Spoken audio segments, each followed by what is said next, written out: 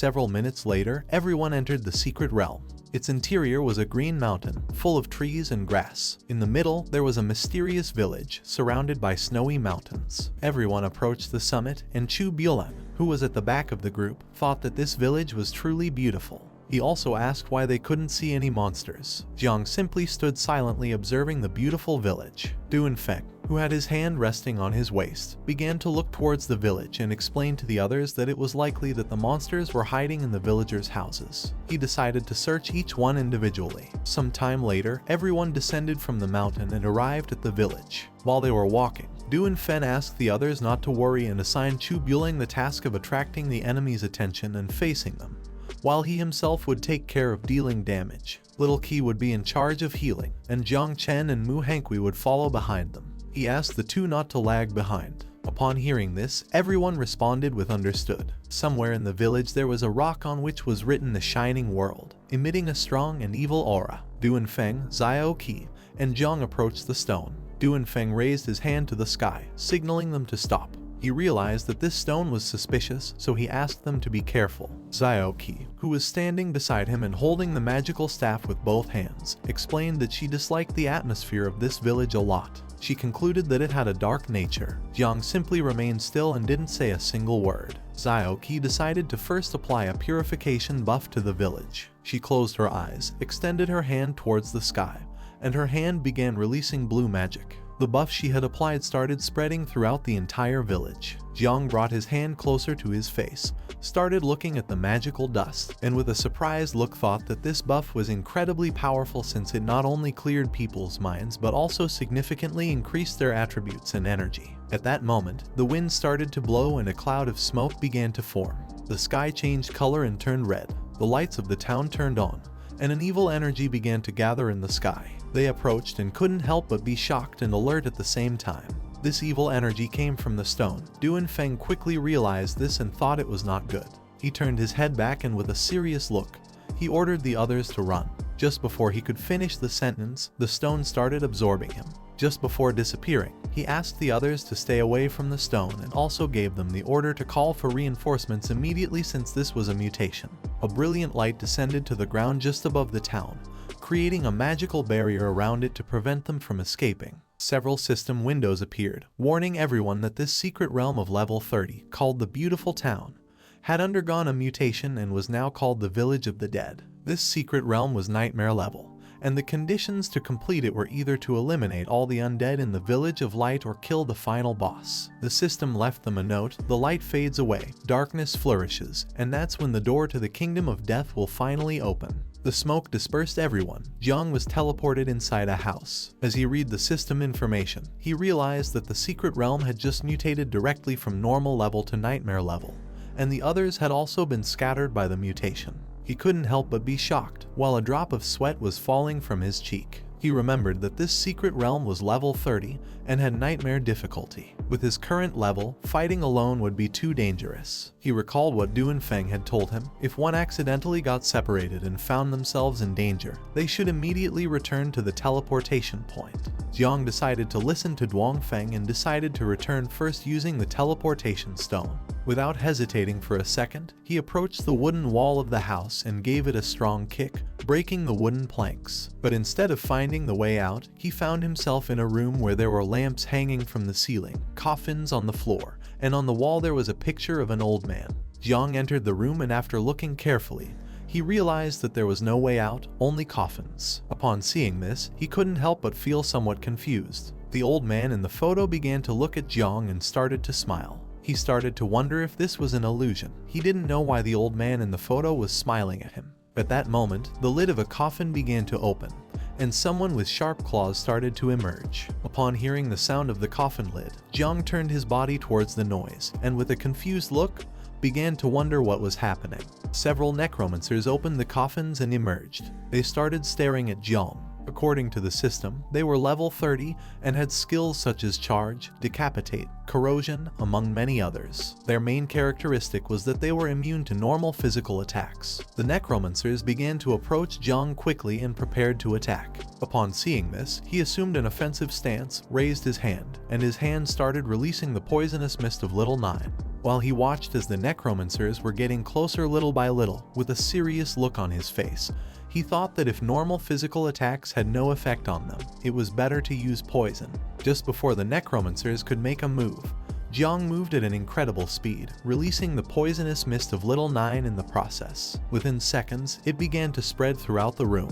After doing this, he left the house, took a leap and landed on the roof of another house. In a matter of minutes, the necromancers came out of the house unharmed as if nothing had happened. He stood up, started staring at them intently and thought that indeed poison was also considered a physical attack, which didn't have much effect on necromancers. To deal with them, he needed to rely on the help of a mage. He had to find a way to meet Xiaoqi as soon as possible. While he was lost in his thoughts, Little Nine manifested herself. She clenched her fists and brought them close to her chest. She began to look at the necromancers with a hungry gaze, opened her mouth, and as drool was dripping from it, she asked him if she could devour them. Upon seeing that she had appeared and wanted to eat the necromancers, he couldn't help but be somewhat surprised. With a confused look, he asked her if she would be able to devour the necromancers. He also added that devouring was also considered a physical attack. The necromancers began to approach the house. While Little Nine's body was surrounded by a powerful aura, she started looking at them and explained to Jong that she was going to be able to eat them. For her, they were delicious. Jong started looking at the necromancers and gave her permission to go ahead and try eating them.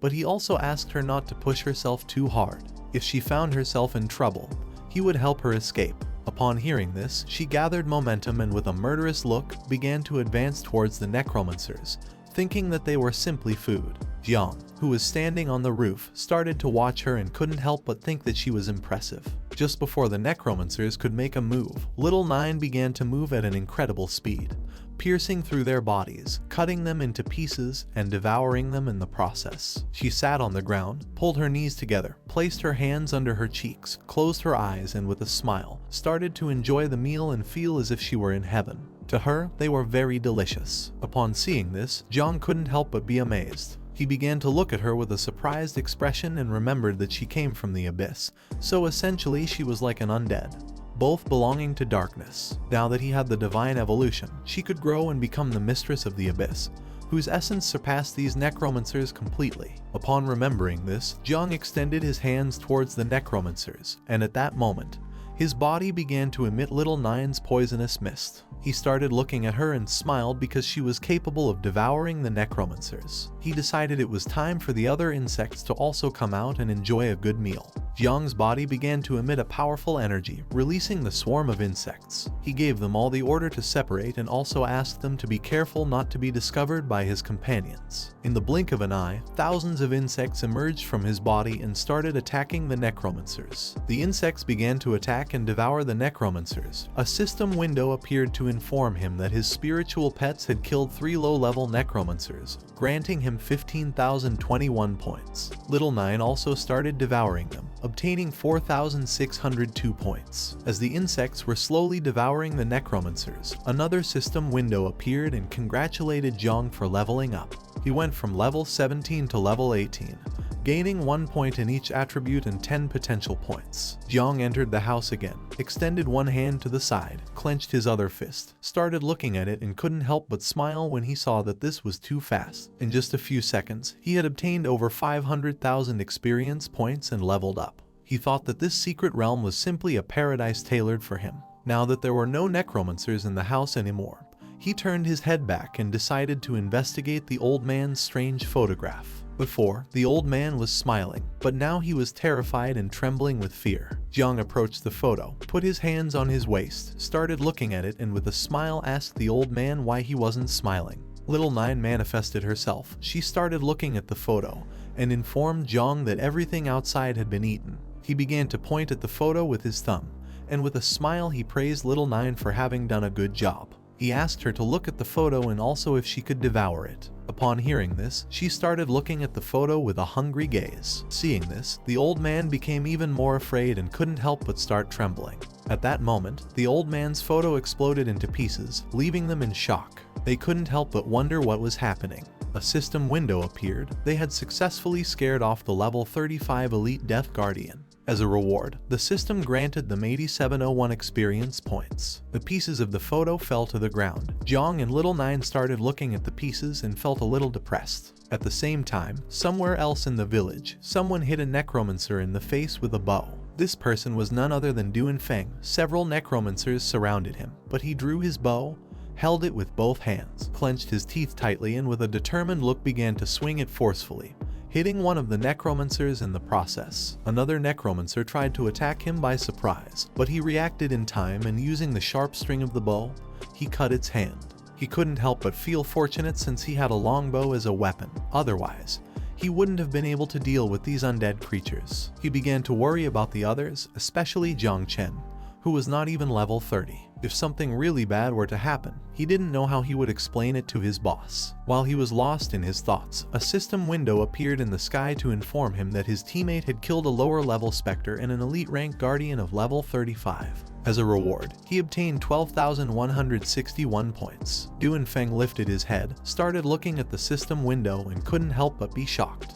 He began to tremble and started questioning what was happening and who was doing this. A horde of necromancers appeared and started chasing him. He grabbed the bow with one hand and began to flee. He clenched his teeth tightly, and with a serious look, he remembered that this was a secret realm that had mutated. He didn't know who was killing so many monsters in seconds. He came to the conclusion that the responsible person could not be someone weak. At first, he thought it could be Chu Bulo, but then dismissed him since his physical attributes were very passive. Then he thought it could be Zioki, but dismissed her as well since she was a mage who could restrain necromancers but wouldn't be able to kill them in seconds. He immediately ruled out Zhang since he was low level. He had awakened the poison and growth class of all things, which would have no effect against the undead. With a surprised look, he began to look ahead and started questioning if the person who was killing the monsters was Muuh Hani.